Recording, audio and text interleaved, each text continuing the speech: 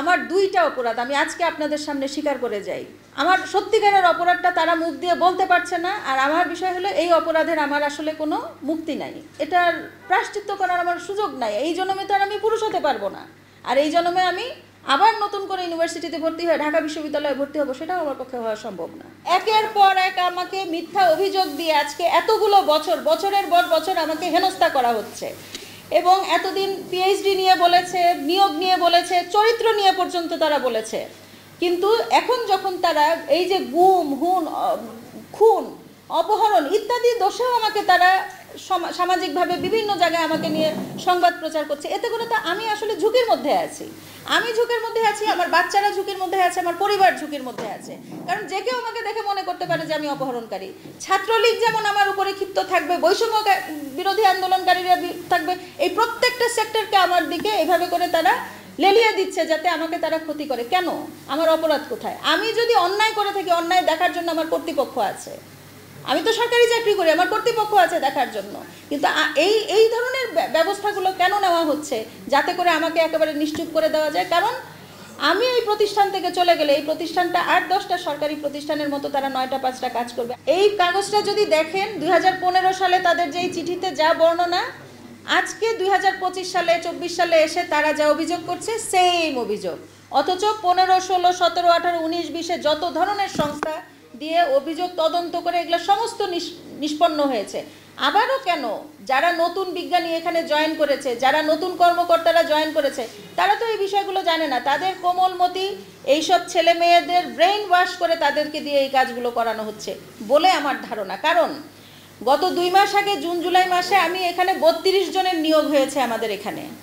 এই 32 জন আমি বলতে পারি যে 32 পয়সা তাদের এই নিয়োগের জন্য তাদের ব্যয় হয় নাই। আপনি প্রত্যেককে আলাদা আলাদা করে জিজ্ঞেস করতে পারেন, সেই বিষয়টা আমি নিশ্চিত করেছি। এবং সেই ফ্যাসিস্ট সরকারের সময় এই বিষয়ে শক্ত থেকে একটা ফেয়ার প্ল্যাটফর্ম দিয়ে ফেয়ার নিয়োগ করা, এটা কিন্তু চারটিখানি কথা ছিল না, সেই সংগ্রাম আমি করেছি। আপনারা দেখেন বিভিন্ন জনের সাথে মিটিং করতে, আমার অফিসে মন্ত্রী আসছেন মিটিং করতে, তাদের নানা তদবির নিয়ে আসতেছে, আমরা সেটাকে রেজিস্ট করতেছি আমি, কারণ ওই সময়টা আমাদের নিয়োগ চলতেছে যে স্যার যদি কেউ এইভাবে করে আসে তাকে দিয়ে আমরা কখনোই সরকারি অফিসে, কারণ কে যে পয়সা খরচ করে আসে সে মনে করে আমি তো চাকরিটা কিনে আসছি, আমরা এই কাজ করব কেন? বেশিরভাগ সরকারি প্রতিষ্ঠানেই এই সমস্যা। আমরা ফাইট করেছি, আমি জানি না সেটা আমি, এরা তো মাত্র 2 মাস হলো জয়েন করেছে, আমার পিএইচডি নিয়ে সে প্রশ্ন কিভাবে করতে পারে বলেন? আমার নিয়োগ নিয়ে প্রশ্ন কিভাবে? তারা তো 2 মাস হলো তারা জয়েন করেছে, তাহলে কোনো না কোনো গ্রুপ তাদেরকে এইভাবে করে ব্যবহার করছে, এটা না বোঝার মতো তো কোনো কারণ নাই আসলে। পিসিএসআইআর আমি জয়েন করেছি 2006 সালে, আমার নিয়োগ হয়েছে 2007 সালে। আমি এখানে একটি প্রকল্পের মাধ্যমে বাংলাদেশে কেমিক্যাল মেট্রোলজির অবকাঠামো উন্নয়নের কাজটি শুরু করি। 8, 9, 10 মোটামুটি ভালোই চলছিল, কাজ করছিলাম, কিন্তু একটা সময় পরে আমার সহকর্মীদের ঈর্ষার কারণ হয়ে দাঁড়ালাম আমি। সেখান থেকেই শুরু হলো আমার এই সংগ্রামের যাত্রা। এটা কেবল এই 6 মাসের কোনো চিত্র না।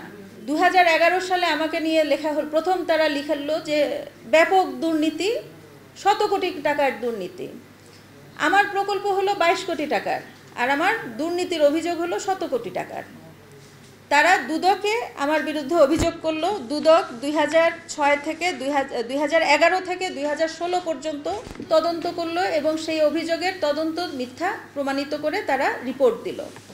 এখন এই অভিযোগটা তদন্ত করতে কেন 6 বছর দরকার হলো? কারণ যখন তারা অভিযোগ প্রমাণ করে এসে দেখে যে কোনো সত্যতা পাওয়া যাচ্ছে না, তারা আবার আয়ু পরিবর্তন করে। এইভাবে 6 বার আয়ু পরিবর্তন করে 2011 থেকে 16 সাল পর্যন্ত দেখে তদন্ত করে তারা আমার বিরুদ্ধে, আমার পক্ষে রিপোর্ট দেয় যে অভিযোগের সত্যতা পাওয়া গেল না। শিক্ষা মন্ত্রণালয় থেকে একটা চিঠি দেওয়া হলো, মালা খানের পিএইচডি ডিগ্রি দেওয়ার কোনো এখতিয়ার নেই। সেটা কবে? 1 এপ্রিল 2015। আসলে 1 এপ্রিলে আমি এপ্রিল ফুল হলাম আমার জীবনের জন্য। এই চিঠিটা পাওয়ার পর প্রথমে তো আমার পায়ের থেকে মাটি সরে গেল যে কি সর্বনাশ, কি বলে, এত কষ্ট করে কাজ করলাম, করলাম, সেই কাজ করছি, এখন আমার পিএইচডি ডিগ্রি ভুয়া বলছে এখন, এবং এটা নিয়ে পত্র পত্রিকা সয়লাভ হয়ে গেল। জালিয়াত মালা খান, জালিয়াতির মালা গেঁথেছেন মালা খান, যত ধরনের শৈল্পিক টাইটেল দিতে পারেন। আমি আপনাদেরকে দোষ দিচ্ছি না, কারণ আপনারা তো সেকেন্ডারি, প্রাইমারি তথ্য সরবরাহকারীরা তথ্য অনুযায়ী আপনারা রিপোর্ট করছেন। এরপর এই বিষয়টাকে কেন্দ্র করে প্রথম আমাদের বিজ্ঞান মন্ত্রণালয় একটা তদন্ত করলো এবং সেই তদন্তে তারা ইউনিভার্সিটির সাথে যোগাযোগ করে আমার পিএইচডি ডিগ্রি ইত্যাদি সমস্ত কিছু নিয়ে তারা তদন্ত করে মন্ত্রণালয় থেকে রিপোর্ট হলো যে অভিযোগের সত্যতা নেই। দেখেন, আমার বিজ্ঞান মন্ত্রণালয় থেকে আসলে, যেহেতু এটা আমার তত্ত্বাবধানকারী মন্ত্রণালয়, আমার সহকর্মীরা খুশি হতে পারলো না। তারা সিআইডির কাছে গেল তদন্তে। সিআইডি থেকে তদন্ত রিপোর্ট দেওয়া হলো যে তারা 2 বছর তদন্ত করে তারাও বলল যে অভিযোগের সত্যতা পাওয়া যায় নাই।